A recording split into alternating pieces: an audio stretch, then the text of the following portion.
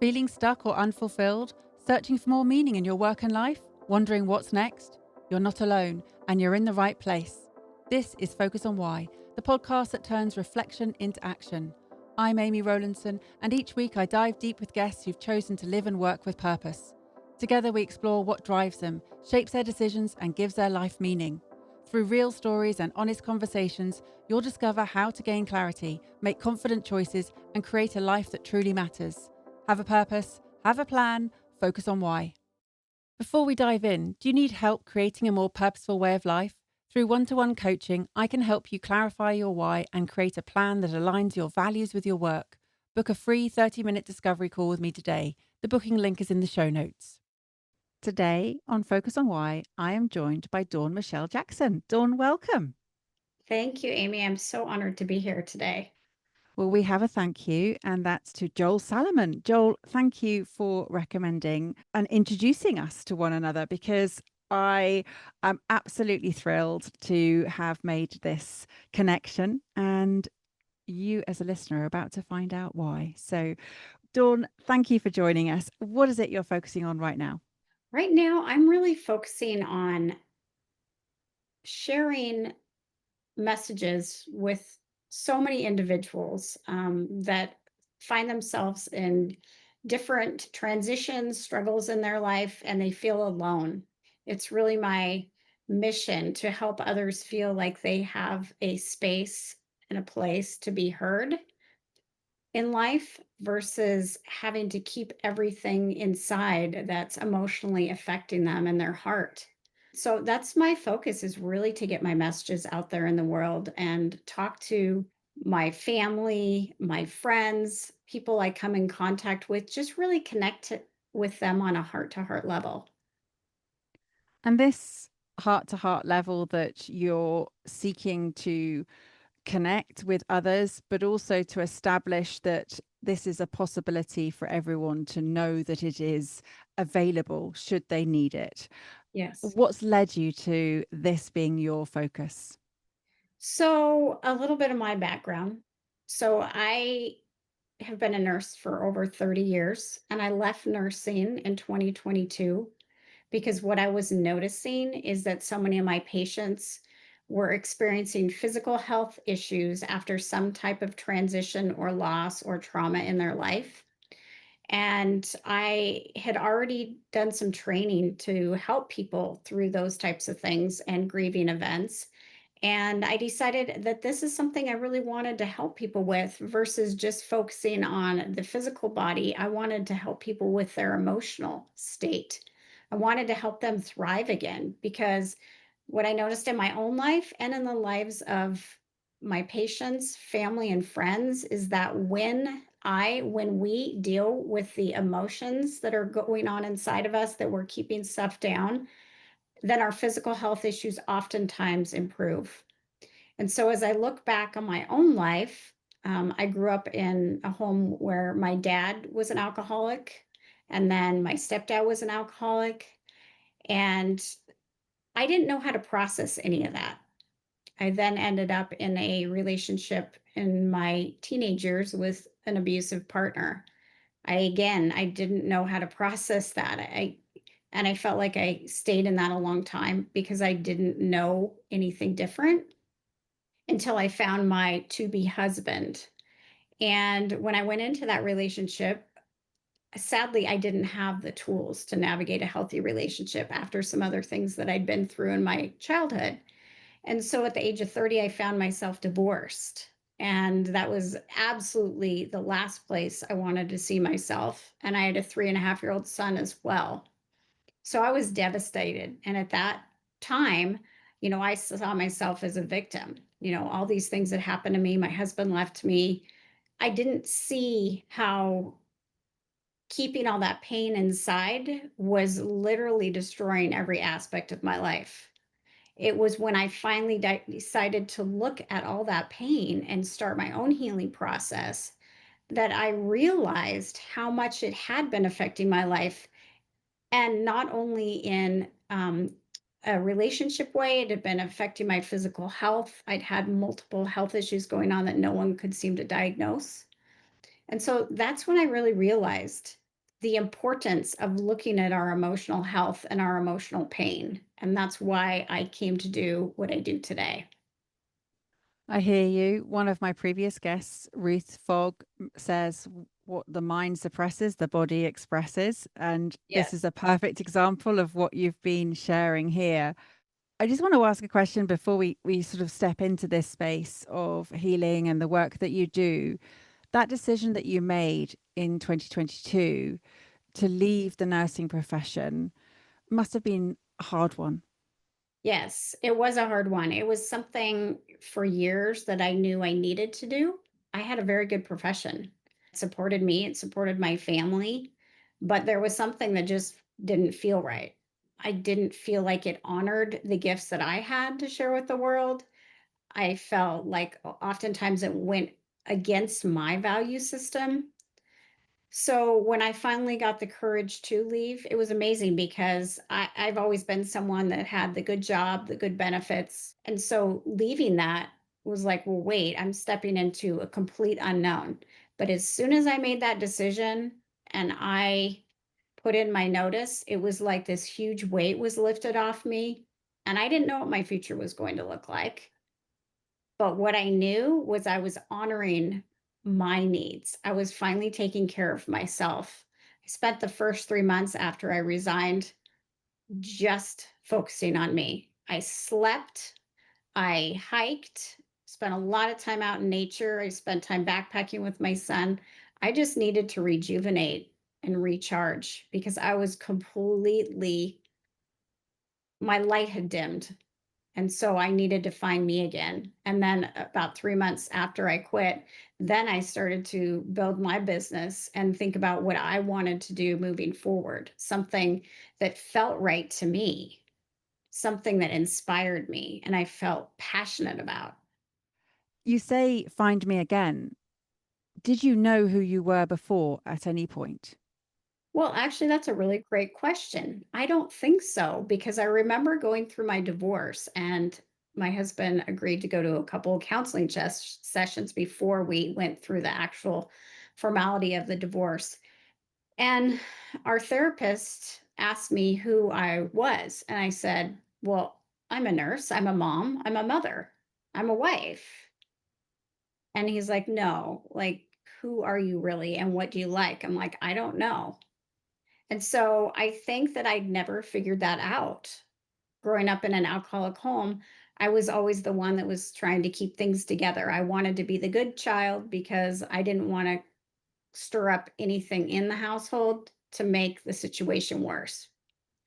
And so, no, I didn't know who I was. It took my divorce and me to start moving forward in my own healing process to find myself again because I was trying to be everything for everyone and not anything for me.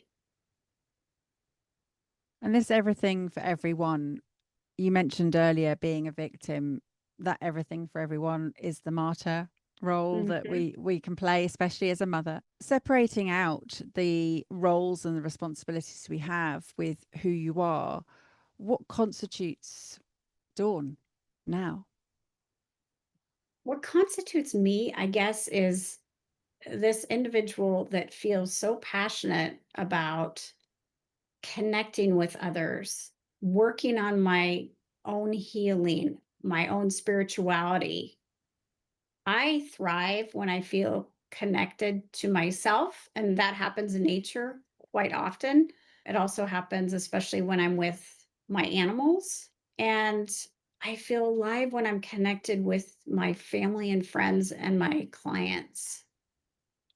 That's really when I feel most alive, most passionate is that deep connection. Like, I don't have relationships that are surface level because for me, that just doesn't fulfill me. Like, I want those deep conversations. I want to be able to share the things that are on my heart. And I want people to feel like they can do that with me as well. And when I hear that, that connection with the self and in nature and the animals, friends and family, that's being present Mhm. with who you are and those around you. And that connection is completely different to the disconnection that you had before, this disconnection with the self, with others, with the separation from the identity and what you were experiencing. So these deep conversations, where do you want them to go? Um, as far as like in my professional life, my personal life, anywhere, I want individuals to feel heard. I want individuals to feel like they're not alone in this world because this is a lonely place, especially right now with so much division. And I think that there's a lot of isolation that goes on because people don't feel like they're important. They don't feel like their voice matters. They feel like they have to stifle their emotions. So often we're taught in childhood, to be strong and to not show our deepest emotions. And so I really want these conversations to go to a place where people understand that it's important to show up authentically. And that means being emotionally honest, taking that chance to say what's on your heart, what's on your mind. And I always teach individuals it's important to find our tribe, that individual or individuals that we trust, that will always be there for us, unconditionally loving us, accepting us, who can listen without needing to give us advice or try to fix a situation, but just hold that sacred space for our celebrations and for our struggles in life. Because I think it's important to have those people who can be there for both. Most of us know we have many people that will be cheering us on during our best days. But do we have the people that will be there for us on the days that we need to cry, the days that we're struggling to get by and we're living moment to moment? That's really important to have those people. And you mentioned earlier about honoring your needs and being able to honor the gifts that you can now share. What are your gifts and your values that you prioritize? I feel like my gifts are being able to connect with people on a deep level and helping them feel safe. My values are things like honesty and compassion and kindness. I think the world can always use more kindness. Being open hearted and non judgmental. Those are really things that I value and things that I try to practice in my life. One of the questions I ask Dawn when I'm coaching people is when we're talking about values, I ask them, what does that give you? And if that's okay, if I can have your permission to ask you, what Yeah. does honesty, compassion, kindness, open heartedness, and being non judgmental, what does that give you? It gives me the type of relationships that I really crave in my life. Those deep relationships, those relationships that feel sacred, that feel spiritual. I believe that we attract people in our life for a reason. I believe that we're all a messenger and a teacher for everyone else. And we don't always know what that message is or what we're teaching or what they're teaching us, but we don't show up in each other's lives haphazardly. And so having those values allows me to form those connections in my life. And those connections and those deep relationships, what do they give you? They give me love, that unconditional love, that acceptance, and they give me a warm place to land. It's wonderful. My partner, fiance, whatever is going on in my life, he's always supportive, and I can go to him, I can feel defeated, and he's always there to listen and to cheer me on and remind me of the light that I have inside that sometimes I forget. So that's the type of relationship that I really cherish is those people. And I have more than him. I have a lot of people like that in my life that really see me when I can't see myself. Yeah, I love that. So it's really interesting. This is the one of the things I do in talking about values is those honesty, compassion, and kindness, and being open-hearted, non-judgmental. For me, they are, yes, they're values, but for you, and when we ask that question, they take you. They're a route to, again, a deeper what's important at the heart of that, and that was this love, acceptance, and a warm place to land. What does that mean? Is that safety, or what is that It representative of? is. It's that warm place to land is just knowing that you have that individual or individuals in your life that are there to comfort, are there to encourage, um, and also sometimes there to push you. When I play small, those people in my life remind me, no, no, no, you're so much more than this. You can do this. And that is something I've worked on for the last about 15 years because I used to play small. I never imagined I would ever record any podcast with anyone. And now it's one of my favorite things to do. But I didn't have a voice. I didn't want to have a voice. I didn't want to speak up. And so it's been a real shift for me and an amazing one. I hear that. And this unconditional love and acceptance and the warm place to land, which gives you the ability to challenge yourself Yeah. and be challenged, but in an environment that's not holding you back in terms of it's restrictive and it's safe from that perspective. It's not this sort of comfort. I don't need to grow. It is growth. It is Right. an exploration. So yeah, I hear you. And this lovely ability to be a messenger and a teacher, to be a vessel for a message that may be something that you have embodied, or where do you believe that this message is coming from? I feel it intuitively and I've seen it over the years. So we can fast forward after my divorce to me really focusing on my healing and stepping out of that victim mentality. I realized, wow, I'm blaming my ex husband, but I stepped into this marriage without any tools.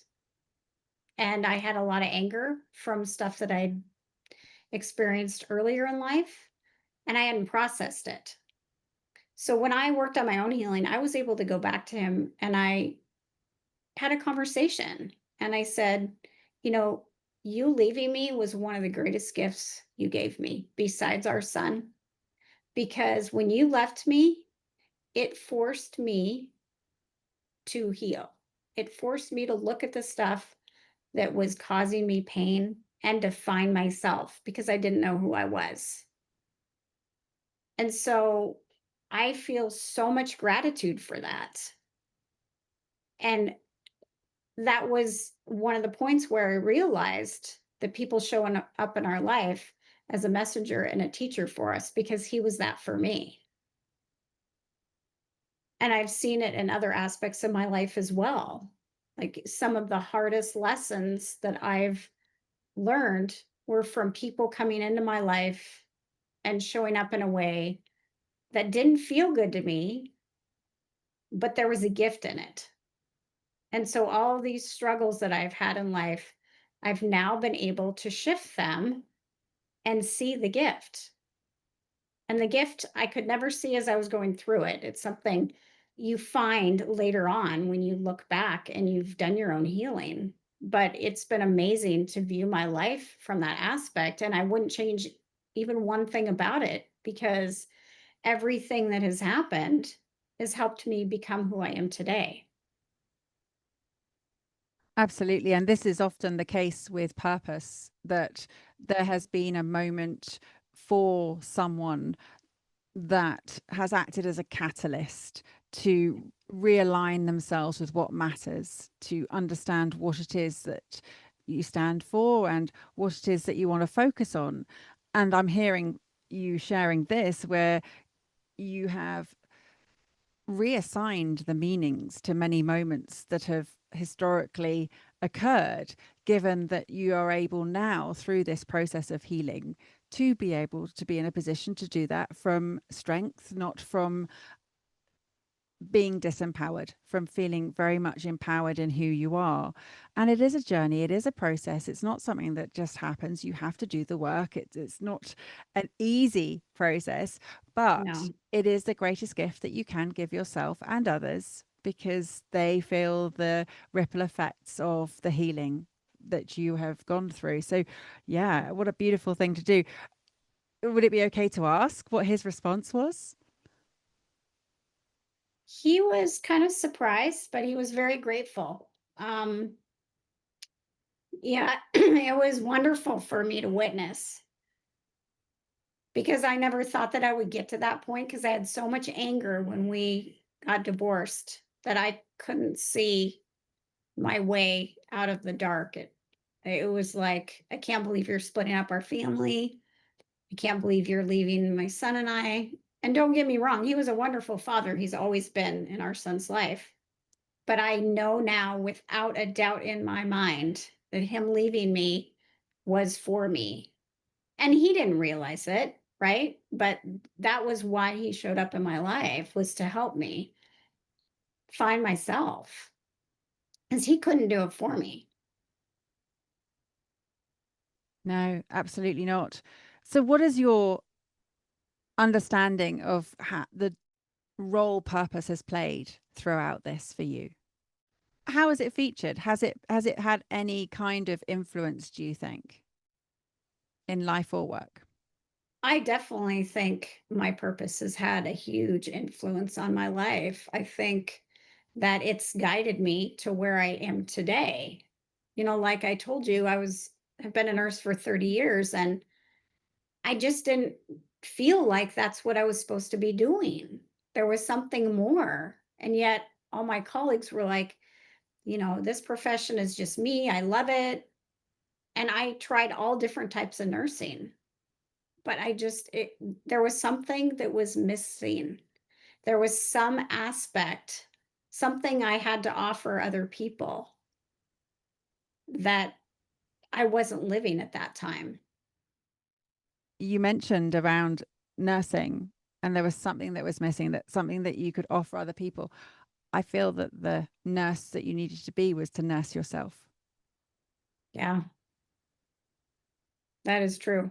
One of the reasons I do what I do today is because I lived many years wondering what was wrong. Like I wasn't genuinely happy, but I had a house, I had a great family, I had a wonderful son, I was making good money, but I wasn't happy and I couldn't figure out why. I thought something was wrong with me.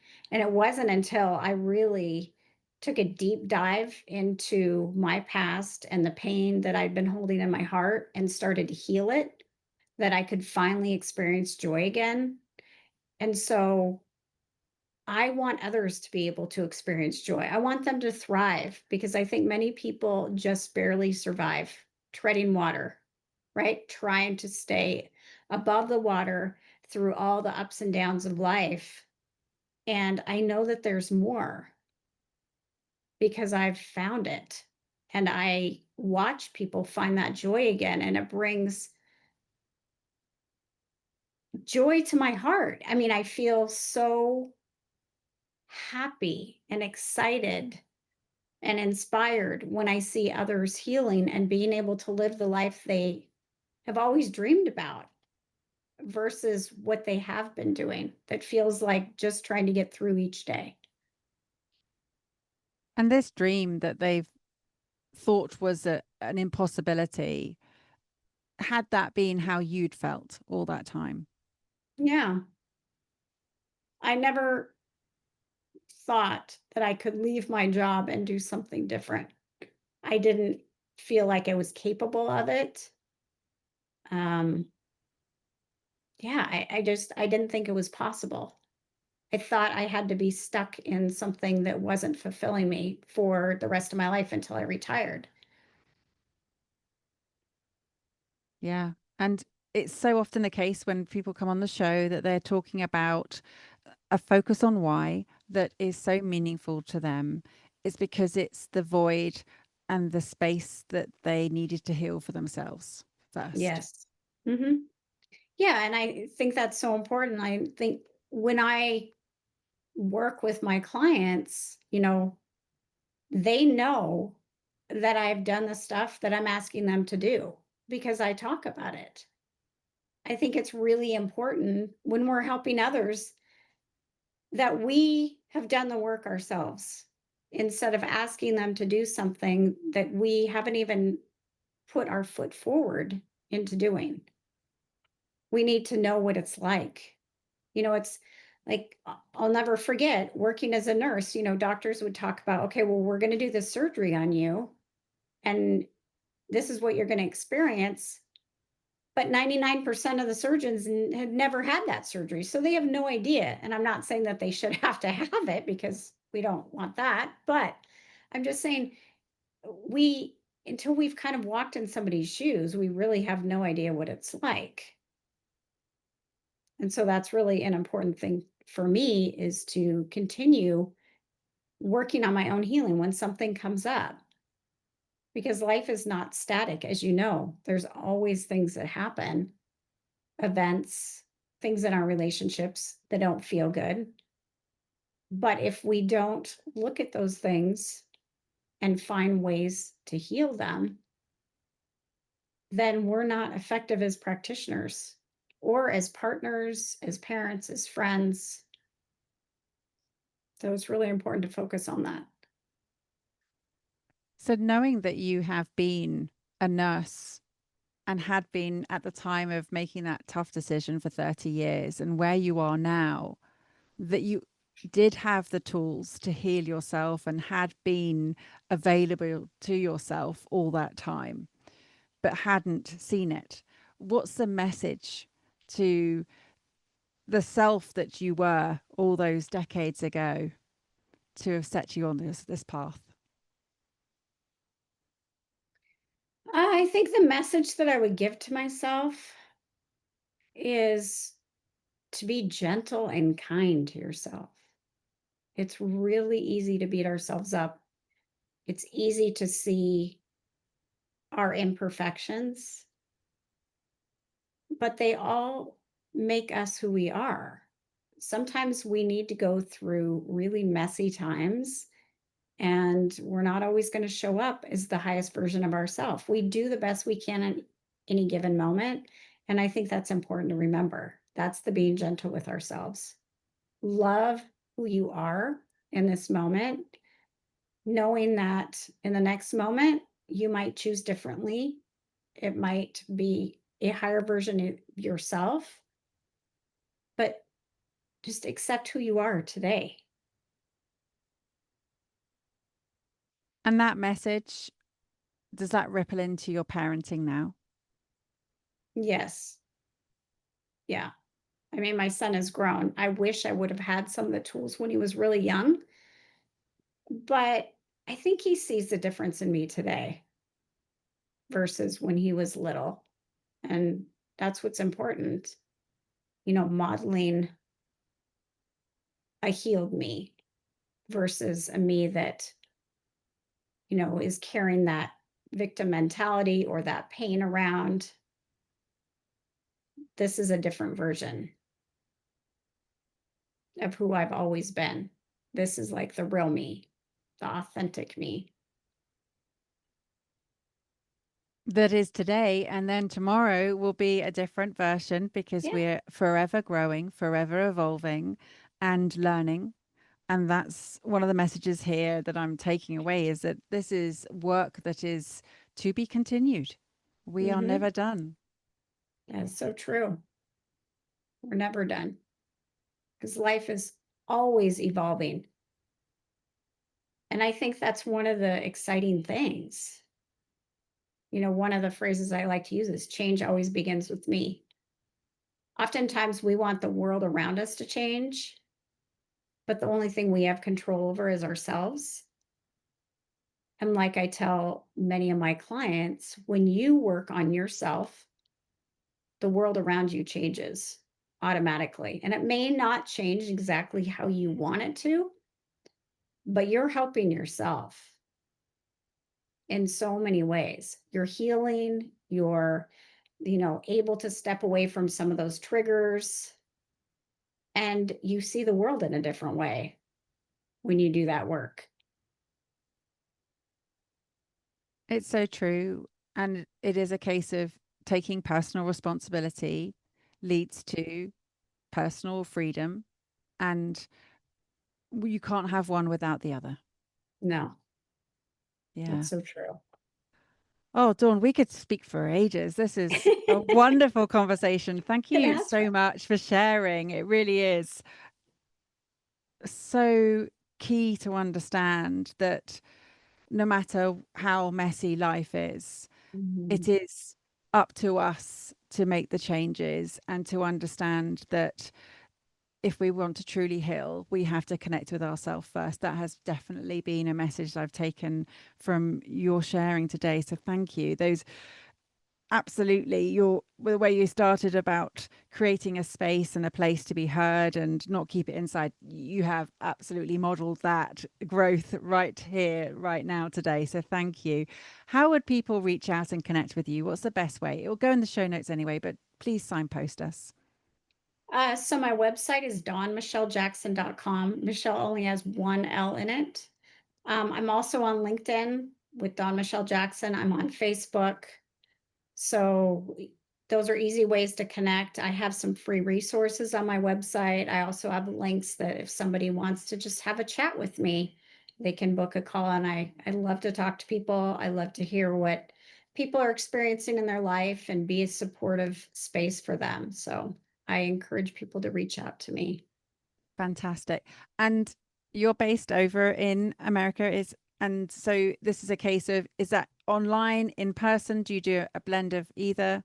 I can do either, but most of my work is online because, as we know today, we can connect with anybody anywhere in the world, which is wonderful because we can offer more help when we can connect, you know, with you, with anybody in any state, any country. So I love that about my work.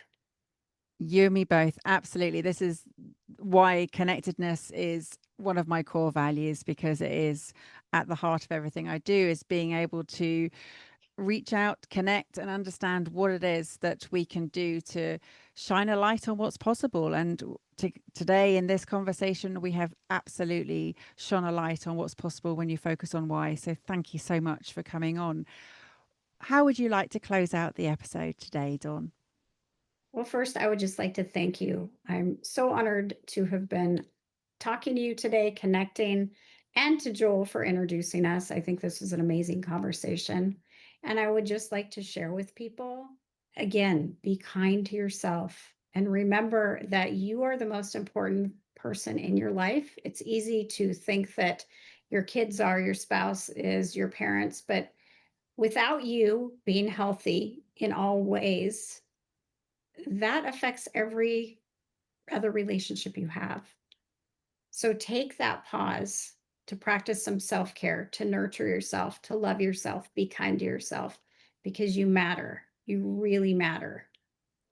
That's a wrap for today, but the journey doesn't have to end here. Please share your takeaways, leave a review, or post your insights. Your voice helps others discover the value of these stories. Want to dive deeper into purpose? Check the show notes for ways to work with me, to get a copy of my book, or to sign up for Friday Focus, my weekly newsletter packed with clarity and inspiration. Have a purpose, have a plan, focus on why.